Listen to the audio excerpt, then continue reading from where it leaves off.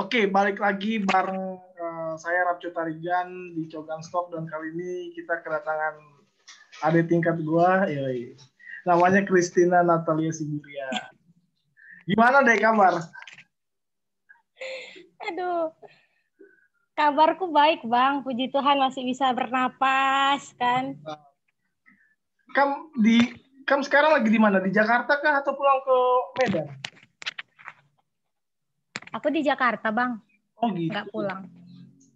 Gimana kuliah online selama hampir 1 tahun? Ya, berat ya Bang, karena kadang kayak misalnya kalau kuliah pagi gitu kan, aku kan tidur susah kan. Jadi aku tuh tidur ya jam 5, jam 6 aku tidur jam segitu kan. Sementara kuliah itu jam 7.30. Nah, jadi kadang godaan terbesar saat kuliah online itu tidur. Rusak. Aduh, aku takut dosenku nonton di sini. Tapi aku berusaha kayak setengah sadar gitu kan Bang. Akhirnya ya cari cara untuk bisa nggak tidur. Akhirnya aku turun. Aku kan kalau kelas itu kan di atas tempat tidur gitu kan, supaya nyaman gitu. Nah, karena aku ngantuk, jadi akhirnya aku turun ke bawah. Ya udah. Tapi ngikuti kuliah itu kayak udah nggak nyambung gitu loh Bang. Jadi kayak cuma mendengar doang, nggak bisa mikir gitu. Ya udah. Tapi kan maksudnya kalau udah mahasiswa tingkat akhir kan dirimu lagi nyusun juga kan ini. Lagi nyusun karya tama kan atau skripsi. Kan maksudnya nggak terlalu padat seperti kuliah biasa seperti itu. Karena udah tinggal nyusun doang. Atau kan masih ngambil mata kuliah lagi? Aku semester 7 kemarin masih ngambil Bang. Masih ada 20 atau 18 SKS gitu kan. Ya udah jadi berat-berat kan. Cuman di awal-awal itu masih seger kita kan. Masih kayak ngerti. Masih bisa dapat poin-poin yang harus dicatat gitu. Tapi di akhir-akhir itu kayak udah bergumul sendiri antara mau tidur atau mau dengerin dosen. Makanya cuman ya ada beberapa dosen memang yang mengharuskan kamera on cam kan gitu. Ya kalau sinyalku bagus aku on cam, kalau enggak gitu kan. Tapi ada dosen juga yang membiarkan untuk tidak on cam karena pasti mikirin kuota gitu kan. Ya udah di saat aku off cam gitu, itu yang membuat aku aduh bakal ngantuk nih kayak gitu. Nah, tidur nggak ya? Kadang aku sambil makan, serius Bang, kadang aku sambil makan kuliah. Suka-suka lah kalau kuliah online, gimana lah. Tapi gimana bimbinganmu? Kamu sama dosen siapa? Dosen pembimbingmu? Sama Kak Septemi Lakawa. Oh gitu. Menyeramkan, menegangkan, tapi seru sih. Nah, apa yang mau kamu angkat dari skripsimu? Aku sih membahas tentang kesepian gitu Bang. Dari perspektif teologi trauma gitu, dan juga perspektif feminisnya gitu. Cuman yang paling banyak aku angkat itu tentang teologi traumanya gitu, dan aku kasih jembatan sampai nanti muara skripsiku itu pada spiritualitas. Jadi spiritualitas kesepian kayak gitu. Kalau bahasa Inggrisnya spirituality of loneliness kayak gitu lah Bang. Ini kan karena teologi berdasarkan salah satu media berteologi adalah berpengalaman. Apakah kemudian kamu mengangkat ini juga bagian dari pengalaman soal kesepian? Iya Bang, betul. Sebenarnya bisa cerita sedikit? Skripsiku, ya boleh. Skripsiku itu kan tentang kesepian. Awalnya itu sebenarnya apa ya? Yang paling memicu itu keadaan pandemi ini gitu kan Bang. Kita harus isolasi kan, kita harus social distancing gitu. Nah, kalau misalnya orang-orang yang tinggal sama keluarga gitu, ya kemungkinan besar tidak terlalu merasa sepi gitu kan. Nah, gimana kalau orang-orang kayak aku ini yang jauh dari keluarga, sendirian kayak gitu kan. Ya, kesepian itu kan sering dianggap negatif gitu kan. Kayak misalnya lu kesepian ya, kesepian ya gitu. Jadi kayak apa ya, kesepian itu sering dianggap jadi ruang buat orang untuk merasa jenuh, merasa putus asa kayak gitu kan. Kayak merasa ngapain sih aku hidup kayak gitu. Nah, jadi ya udah itu yang membuat aku berpikir gitu. Kebetulan aku punya teman, ada temanku gitu kan, aku nggak bisa sebut juga namanya. Nah, kalau selama aku bergumul dengan kesepian, ya malah kesepian itu menghantarkan aku pada pengenalan diriku gitu. Memang sering juga aku sedih, sering juga aku nangis gitu kan. Tapi di atas itu semua aku jadi lebih sering misalnya kayak mindfulness gitu, melatih mindfulness gitu kan, kayak melakukan doa zentangle prayer. Terus aku sering nulis blog. Baru aku sering buat puisi. Aku juga sering berkarya untuk podcast, Anchor dan lain-lain gitu kan. Cuman yang nggak aku publikasi gitu. Nah, aku jadi terjauh dari komunitas, dari relasi langsung, tapi aku berusaha untuk mencari apa yang bisa aku gali kreativitas diriku gitu kan. Itu baik gitu kan, Bang. Tapi ternyata temanku yang aku bilang tadi itu, justru kesepian itu membawa mereka pada ingatan-ingatan masa lalu gitu. Dan yang aku tahu itu menyakitkan gitu, Bang. Jadi kenapa aku angkat skripsiku tentang kesepian, karena aku mau berusaha untuk membuat orang ketika mendengar kata kesepian itu nggak selalu tentang jenuh, nggak selalu hal-hal negatif lah gitu kan. Udah, makanya aku angkat kesepian supaya orang bisa tahu ternyata kesepian itu juga bisa menjadi ruang buat kita mengenal diri kita dan juga berelasi intim dengan Tuhan. Kayak gitu sih Bang sebenarnya inti skripsiku itu gitu. Menarik. Tapi berbasis dengan traumatis gitu, basis dengan pengalaman traumatis. Oke. Tapi kamu bilang tadi kamu orangnya suka sedih, suka nangis. Kayaknya di kampus nggak begitu deh. Di kampus selalu ceria. Ya. Kayak mana aku bilang ya Bang? Adakah pengalaman yang membuatmu pada akhirnya merasa bahwa ini perlu digumuli secara serius seperti itu? Atau kamu pernah menjalin sesuatu pertemanan yang akhirnya kamu menjadi patah hati dengan temanmu misalnya? Ya mungkin itu bisa menjadi refleksi juga. Karena sejauh ini aku kenal dirimu hanya sekadar apa ya, orang yang periang, terus orang yang selalu sukacita, selalu senyum. Tapi di balik itu semua, apakah ada kesedihan yang mendalam yang mungkin bisa di-sharingkan di sini? Oh, sebenarnya panjang ya Bang kalau bicara itu gitu kan. Cuman kenapa aku bisa tetap berusaha, sebenarnya bukan bisa ceria sih Bang, bukan bisa jadi periang gitu, tapi berusaha gitu Bang. Karena kayak gini aku mikirnya, kalau aku selalu menampilkan kesedihanku gitu kan, lebih menyakitkan gitu Bang. Misalnya kayak aku buat status sedih gitu kan, ada orang respect, ada gitu. Tapi ada juga orang yang kayak ngomongin kita gitu, kayak lebay gitu. Apalagi misalnya pasti dilihat, lah kau kan sekolah teologi, kau kan bakal, menurut orang-orang awam teologi itu bakal jadi pendeta kayak gitu kan. Dan mereka itu berpikir bahwa kau kan bakal jadi pendeta, harusnya kuat segala macam gitu. Jadi seakan-akan nggak bisa buat status sedih gitu, padahal ada momen di mana aku nggak bisa lagi menutupi kesedihanku gitu. Ya udah aku lepaskan gitu kan. Ya itulah karena aku juga punya teman cerita sedikit dan kayak nggak tahu gitu mau memulai dari mana kalau cerita gitu. Akhirnya aku buat status-status yang abstrak tapi mewakili perasaanku gitu kan.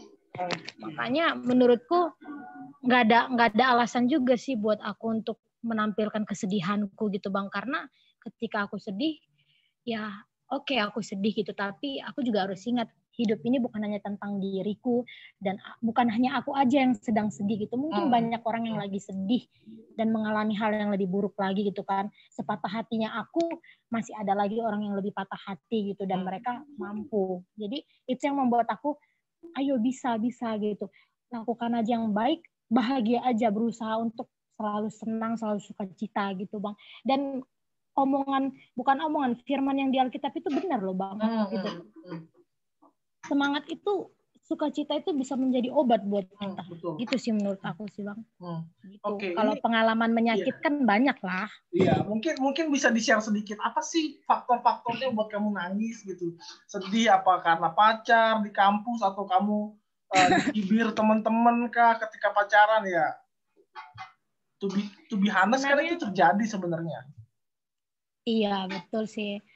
Tapi yang paling aku nggak tahu ya Bang gimana mau bilangnya, tapi aku tuh memang mudah nangis gitu. Serius. Aku itu suka nangis karena hal-hal yang kadang nggak penting gitu. Kayak misalnya ada anak kucing gitu kan yang aku lihat di jalan tapi aku nggak bisa bantu gitu, nggak bisa bawa dia, ngerawat dia, itu aku nangis nanti sampai rumah gitu. Jadi hal-hal nggak penting pun aku nangis gitu, apalagi hal-hal yang besar gitu kan. Ya selama beberapa tahun belakangan ini yang membuat aku nangis itu ya aku merasa jauh dari komunitas, itu membuat aku sedih terkadang gitu. Terkadang kayak ngerasa aku jadi kayak menyalahkan diriku, gitu kan Bang. Ada juga yang buat aku nangis kayak misalnya ya kondisi keluarga gitu.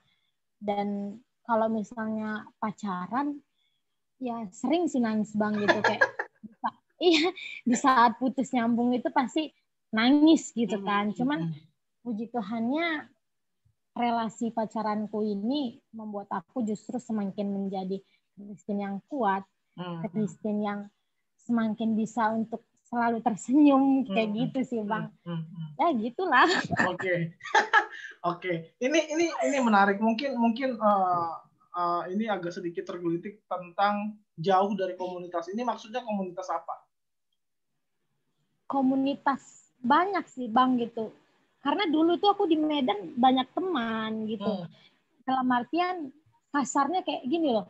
Nggak ada aku, nggak bahagia. Kayak gitulah bahasanya. Entah aku yang merasa atau enggak gitu. Mana tahu temanku nanti nonton ini ya bisa lah gitu kan. Apa namanya. Aku merasa penting dulu gitu. Karena kehadiranku membuat heboh gitu kan. Tapi belakangan ini selama aku masuk tempat kampusku gitu, aku ngerasa kok aku nggak bisa bersosialisasi gitu. Kok aku kadang ngerasa nggak diterima, kok apa karena aku bagaimana, aku juga bingung gitu sih Bang sebenarnya. Jadi dari aku yang dulu banyak teman, sekarang itu aku nggak punya teman, dalam artian bukan nggak punya teman sama sekali nggak gitu kan. Aku ada teman tapi cuma beberapa doang gitu, nggak bisa klop gitu loh Bang di komunitas, kayak nggak punya geng kayak gitulah gitu. Jadi ya lebih ke mandiri sih aku kayak gitu sih Bang sebenarnya. I feel you sih, kayak biasanya teman sekelompok kok sama Christina lagi, biasa ada yang ngomong gitu nggak? Dulu itu aku nggak dengar sih itu. itu aku nggak tahu sih Bang gitu. Mungkin ya kalau misalnya meraba-raba pikiran orang mungkin ada juga kayak males sama dia lagi kayak gitu kan. Dulu tuh aku nggak tahu lah sebenarnya. Pernah dengar itu waktu semester 2. Jadi aku kan pakai headset ya kan, selesai kelas tuh. Mungkin dia mikirnya nggak ini kan.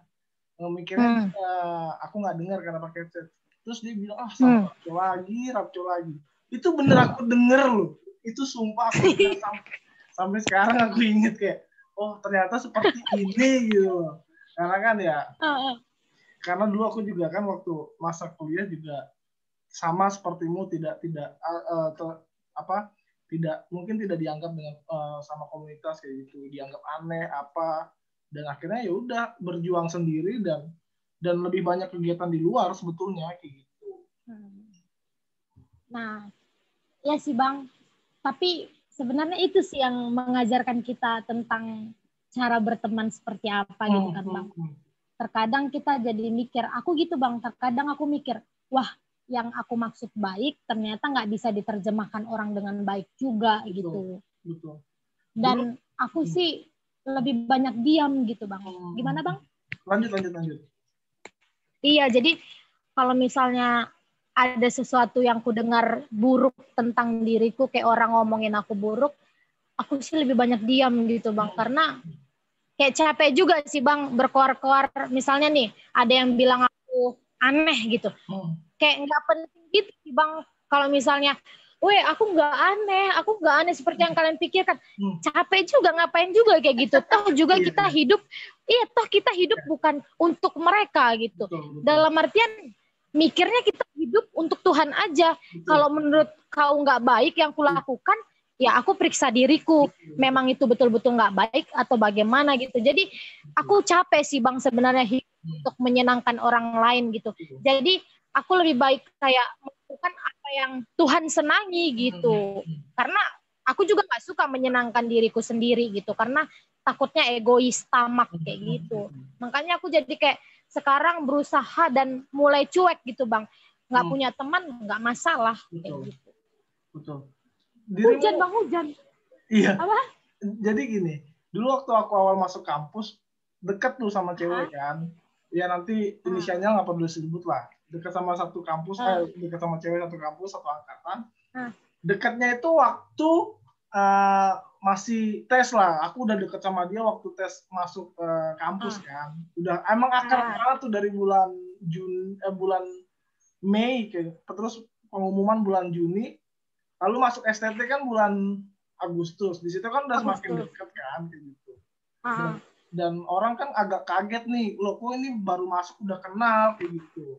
Baru masuk udah jalan bareng kayak gitu. Bahkan kami udah gandengan, Christine. Udah sama-sama mengakui sayang, serius. Sumpah, nggak bohong. Akhirnya kan orang pada risih dan orang bilang ini mahasiswa awal tingkat awal kenapa udah ada yang pacaran gitu kayak gitu kan. Terus satu ketika bulan Oktober kalau nggak salah di asrama itu aku dibawa ke rooftop. Tahu rooftop asrama kan? Asrama Talang kan? Talang. Tahu.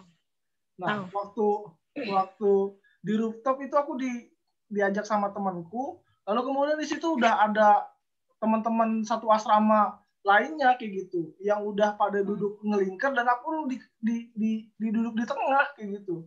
Terus kayak dibilang jangan pacaran dulu apa segala macem. Kayak aku apaan sih nih gitu loh. Mau ngasih tahu nggak gini caranya gitu loh. Mau ngasih tahu nggak begitu caranya. Dan akhirnya sejak saat itu kayak ini mental kayak down, kayak bingung mau apa segala macem. Tapi ya udah akhirnya udah ketemu jalannya, udah aktif di luar kampus, sudah nggak peduli lagi kayak gitu. Itu sempat masa-masa sulit sekitar 3 semester lah kayak gitu. Jadi kayak tapi itu yang mengajarkan abang juga untuk kuat gitu kan, untuk bisa memilih pertemanan juga kan. Dan akhirnya ya udah 90% kalau nggak salah ketika itu ngelingker satu asrama, gokil gila kata gue. Ini orang ngapain dan ngurusin orang pacaran, kataku kan kayak gitu. Ya udah pada akhirnya aku merasa bahwa ternyata ada orang nih yang belum siap untuk kemudian melihat sesuatu yang mungkin itu menjadi hal yang biasa sebetulnya. Ya namanya orang pacaran biasa kan. Pada saat itu belum pacaran sih, tapi kayak sekedar udah sama-sama menyatakan sayang juga kayak gitu. Akhirnya ya udah sejak saat itu akhirnya udah nggak mau terlibat lagi di kampus apapun kayak gitu. Menarik diri ya bang. Kayaknya lucu aja, maksudnya masalah yang kayak gitu nggak perlu ditanggepin lah, orang pacaran diomongin ya nggak sih, biasa aja kali orang pacaran satu kampus. Iya juga sih bang, justru malah pacaran satu kampus itu jadi warna-warni kenangan gitu nggak sih bang? Iya makanya kenapa diomongin dah. Cuman ya sejak saat itu kan aku akhirnya berpikir bahwa ya udahlah, semua orang kan punya perspektif yang berbeda, nggak bisa menerima, ya udah. Iya betul bang. Poinnya itu aja sih gitu. Ya itulah. Kayaknya kita harus berhenti deh bang ngomongin kampus karena kayak berat gitu nggak sih? Aku sudah berdamai dengan kondisi dan situasi seperti itu. Berat karena aku juga ingat ketika itu masalah penampilan, aku kan suka pakai baju batik ya, terus pakai celana bahan gitu kan, terus pakai baju batik, celana bahan, terus bawahnya sepatu futsal. Itu orang pada nggak suka tuh. Lu ngapain sih gini. Terus dalam hati lah penampilan saya kayak gitu kan. Akhirnya ya udah. Ya sebenarnya apa ya bang? Kalau menurut abang gimana gitu? Kalau ada orang yang suka mengomentari diri kita itu menurut abang gimana coba? Ya maksudnya gini sih, sebelum kita komentarin diri orang ya kita introspeksi diri dulu kan gitu loh. Jangan sampai kita merasa lebih superior kayak gitu. Lagian juga kita harus bisa mengkomunikasikan kalau kita mau mengkritik seperti itu. Karena kemarin tuh ngasih taunya kayak gini, Tin. Aku masih inget banget. Dia bilang kayak gini, lu ngapain? Langsung ngomong ke abang. Langsung dia ngomong, lu ngapain sih pakai baju batik, celana bahan, terus sepatu futsal kayak gitu, kayak orang norak kata dia. Terus apaan sih? Jadi apaan sih gitu. Jadi akhirnya aku nggak tahu ya, Kam juga mengalami itu juga di kampus atau enggak, tapi yang jelas aku sudah berdamai dengan itu dan ya udah nggak perlu lagi dipermasalahkan seperti itu. Itu bagian tapi dari proses kehidupan. Iya, tapi keren sih Bang, hebat juga sih Abang menurut aku gitu. Apa ya? Mungkin nggak tahu deh, karena cara Abang itu jadi menunjukkan Abang kuat gitu. Kalau aku masukkan ke hati dulu Bang. Kalau aku nangis dulu, sendiri aku nangis tuh kan. Baru setelah itu, oh oke, aku harus bersikap seperti ini. Cuman terkadang itu tadi, aku kayak nggak, kalau misalnya mengalami kayak gitu, kalau aku berada di posisi abang, mungkin aku bakal nangis deh. Nangis terus kayak ngerasa, iya Tuhan kuatkan aku kayak gitu. Cuman ya puji Tuhannya aku nggak mengalami gitu. Tapi ya aku yakin 1000% sih pasti ada aja orang yang ngomentari kita gitu. Entah di depan kita, bersyukurnya abang di depan abang loh gitu. Entah ada di depan kita ngomong atau di belakang kita, pasti ada aja yang selalu nggak suka dengan kita. Dan terkadang mereka nggak suka sama kita bukan karena salah kita, emang mereka aja yang rusak gitu otaknya gitu Bang. Iya, ada loh orang, ada Bang orang yang benci sama kita tanpa alasan gitu loh, tanpa alasan jelas. Betul. Itu sih menurut aku. Itu sepakat. Tapi kalau kamu bilang aku nggak pernah nangis, kayaknya nggak juga. Dulu inget banget. Pernah lah pasti ya. Waktu bulan November awal-awal masuk tuh si cewek yang aku deketin ini akhirnya merasa risih kan. Risih karena teman-teman satu asrama dia juga nggak setuju gitu loh. Nggak tahu apakah dia juga dapat konfrontasi yang sama seperti itu. Tapi dia sempat bilang kayak gini, udahlah nggak usah dilanjutin lah. Dan lu juga nggak usah nyapa-nyapa gue lagi di depan umum, kata dia.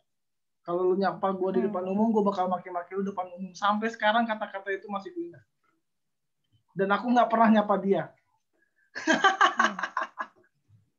Itu waktu pertama kali dapat chat begitu, nangis kejer banget ya. Ya namanya juga baru awal masuk kampus kan, ya masih adaptasi dan wow, tantangannya seperti itu. Tapi sekarang udah damai juga kan Bang sama orang itu? Enggak, aku nggak bilang damai sih, tapi aku nggak mau nyapa dia aja. Biarin aja, karena kan dia yang minta. Jangan nyapa depan umum kayak gitu, ya udah. Kayak nggak pernah, bukan kayak nggak pernah kenal, tapi kayak ya biasa aja gitu ya? Iya, biasa aja udah. Dan akhirnya ya udah berdamai seperti itu. Dan bagus lah Bang. Dan aku nggak tahu ya apakah kamu juga mengalami hal itu ketika berpacaran di kampus. Aku juga nggak pernah merhatiin kamu juga kayak gitu. Ya kalaupun kamu pacaran sama di kampus ya wes gitu. Aku nggak pernah bilang salah atau enggak. Seperti itu. Iya, ya itulah Bang. Kalau pacaran di kampus memang unik gitu. Karena tiap hari ketemu dan orang di sekitar juga melihat kita bagaimana gitu. Tapi aku nggak apa ya Bang, berusaha untuk nggak ambil pusing gitu. Dan aku kalau bicara tentang komunitas eksklusif, komunitas kampus gitu, aku udah biasa aja sih gitu. Yang penting aku selalu mengingatkan diriku kayak, Tin, kau datang ke Jakarta untuk kuliah di sini bukan untuk begini-begini gitu. Terlalu capek kau kalau misalnya harus menganggap semua itu masalah gitu. Jadi tanggapi aja dengan baik gitu. Apalagi aku kan Bang beberapa semester, 2 semester kalau nggak salah, aku kerja juga kan, kuliah sambil kerja kan. Jadi itu membuat aku kayak mengurangi overthinking lah. Tapi ini gitulah. Menarik sih, Tin. Maksudnya kenapa sih orang bisa pada sirik gitu sama kita? Menurut lu gimana? aku sih nggak bilang orang sirik sama aku ya Bang gitu. Tapi yang udah pasti menurutku yang udah pasti jelas gitu, ada aja orang yang ngomongin aku. Karena terkadang nyampe ke telingaku, terkadang juga enggak gitu kan, terkadang terkip gitu. Cuman ya menurutku kalau orang ngomongin aku ataupun ada mungkin yang sirik sama aku nanggapinnya gini aja sih Bang. Yang penting aku nggak ngelukain kau gitu, nggak. Yang penting aku nggak menyakiti kau gitu. Tapi kalau misalnya sempat aku menyakiti dia gitu, kan ada tuh Bang orang yang tiba-tiba berubah sama kita sikapnya gitu kan. Nah itu waktu bergumul banget dengan kayak gitu Bang. Entah aku yang salah, aku nggak mau menyakiti orang lain. Kadang kan aku berpikir apa aku ngelukain dia ya, apa aku nyakitin dia ya, tapi aku nggak sadar gitu kan. Makanya aku ada juga kadang aku kayak mengafirmasi perasaanku gitu. Kau kenapa kayak gitu. Cuman kalau menanggapi orang-orang yang ngomongin aku yang sirik sama aku biasa aja sih Bang, kayak nangis tapi nangis sendiri. Cuman berusaha untuk ya udah, kalau kau tahu dia sirik samamu, kalau kau tahu dia ngomongin kau, bersikap baik aja tetap gitu. Tapi bersikap baik yang betul-betul memang kau memang mau baik sama dia, bukan karena kau pura-pura atau sandiwara gitu. Enggak, tunjukkan aja dirimu gitu. Kalau memang kau siap untuk tetap berbuat baik sama orang yang sirik atau yang ngomongin kau, ya berbuat baiklah. Tapi kalau memang kau nggak siap untuk berbuat baik dengan sikap mereka yang nggak baik samamu, ya jangan lakukan daripada pura-pura sandiwara, ya nggak sih Bang? Aku sih gitu mikirnya. Betul. Ini menarik sih, seru-seru. Nah ini bagaimana kamu kemudian menghealing perasaanmu? Kalau aku menghealing perasaan gampang Bang, tapi prosesnya berat gitu. Kalau aku sih gini Bang, aku sering jalan pergi gitu kemanapun aku mau. Tapi yang paling jauh tempat yang aku jalan itu Taman Suropati. Nah, dalam proses perjalanan aku menuju Taman Suropati misalnya, pasti ada aja hal-hal yang kutemui yang bisa membuat aku kayak hilang gitu Bang dari diriku gitu. Misalnya ketika aku melihat anak kecil yang di jalanan lagi bawa-bawa apa tuh kalau di Medan namanya botot, apa ya, ngutip-ngutip barang bekas gitu, bawa-bawa goni gitu, ya, bawa karung gitu. Ya, jadi kadang aku samperin kayak ngajak dia cerita, kadang aku bantuin dia untuk cari-cari barang bekas, dan di situ aku bisa healing Bang, healing dengan sendirinya. Jadi konsep aku untuk membuat diriku itu bisa pulih adalah dengan menghilangkan diriku gitu, dan berusaha untuk mengisinya dengan orang lain gitu, orang yang bisa membuat aku bersyukur gitu. Itu sih aku Bang, caraku gitu. Oke, menarik. Ini mungkin pertanyaanku kepo samamu. Masih mau jadi pendeta nggak? Oh, puji Tuhannya, enggak. Aku masih mau. Tapi kalau Tuhan berkehendak lain, ya terserah Tuhan lah gitu. Tapi kalau dari diriku sendiri, aku pasti gitu. Aku pasti ke arah situ. Sungguh itu pasti. Masih. Oke. Nah, ini menarik sih, diskusi soal healing, soal trauma. Mungkin kita tidak pernah berpikir banyak orang yang sulit untuk menghealing trauma seperti itu, dan sering kita merasa bahwa mungkin kayak gini, kata-kata yang lebay lu itu kan kadang buat kita jadi mental down ya, kayak mental kita down gitu kan, kayak you don't nggak tahu apa yang kita alami gitu, jadi jangan bilang lebay, jangan bilang begini.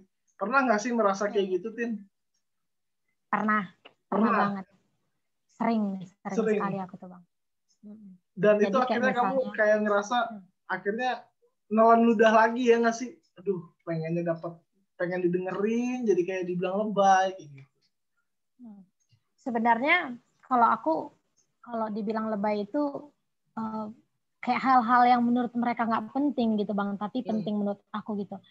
Ya itu tadi, apa namanya, semua orang punya konsep berpikirnya gitu kan, dan kadang nggak kita mengerti gitu. Jadi aku nganggapnya mereka juga nggak mengerti konsep berpikir aku gitu.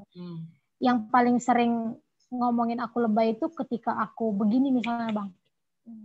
Aku ngelihat ada orang gitu kan yang membuat aku sedih gitu, yang kurang beruntung dari aku gitu, kayak di jalanan. Terus aku nangis. terus aku ngomong kasihannya gini. Aku ngomong kayak gitu, pasti kayak apaan sih, udahlah nggak usah diurusin lah. Bukan hanya kau yang dipakai untuk menolong dia, pasti banyak juga yang menolong dia kayak gitu kan, nggak usah lebay lah kayak gitu. Atau aku cerita hal-hal yang menurutku penting gitu kan, tapi ada orang yang menganggapnya apaan sih, lebay, nggak usah dipikirin lah kayak gitu. Dan menurutku kadang aku down, kadang aku ada anjing masuk kamera dia.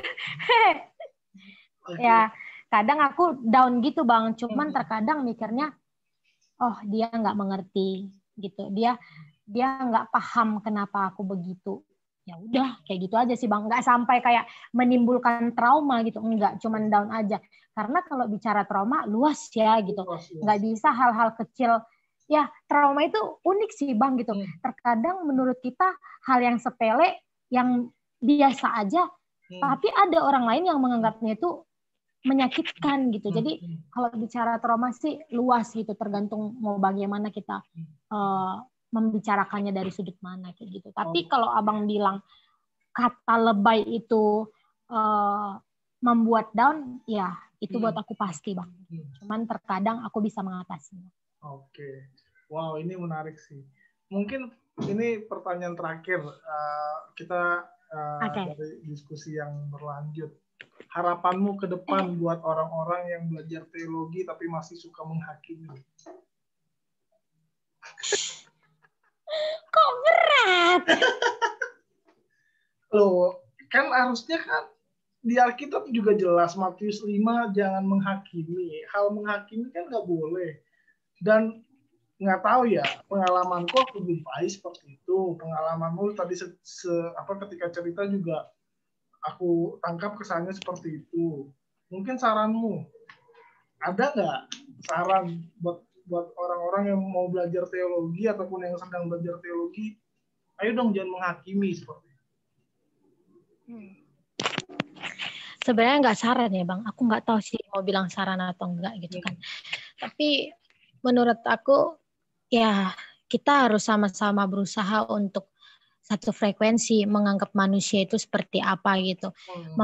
Supaya, karena terkadang anggapan kita, misalnya nih, aku anggap Bang Rapko orang yang aneh, pasti secara tidak langsung sikapku sama Abang pasti menunjukkan itu gitu kan. Walaupun adalah orang yang bisa menutupi kenyataan, misal kayak gini, walaupun ada orang yang dia berpikiran aneh ke kita tapi sikapnya baik sama kita gitu kan.